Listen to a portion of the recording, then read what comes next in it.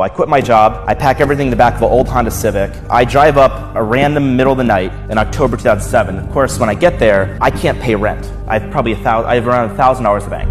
My rent, I vividly remember, was $1,150. It turns out the weekend I was going to be there, the first weekend, there was an international design conference. It was coming to San Francisco, and Joe and I went on the conference website, and they had to recommend hotels on the conference website. But every hotel next to the hotel said sold out, sold out, sold out. And we had this idea. We have all this extra space, we can barely pay rent, and these designers probably want to stay with other designers. So we said, what if we just turned our house into a bed and breakfast for the design conference? Unfortunately, I didn't have any beds, but Joe had 3 airbeds.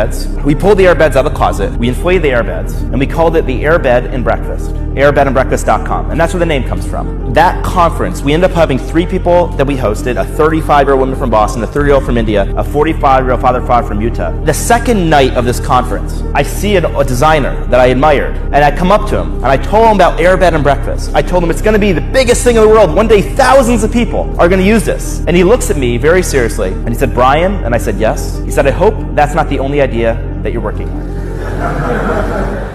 And I was like, just felt punched in the stomach. I would be so excited about this idea, and Joe would be so excited about this idea, and we tell people, and they just thought it was the worst idea they've ever heard of. They said, there's no way that strangers are going to stay with other strangers. And they said it was the worst idea ever, so if it worked, I guess it was the worst idea that ever worked.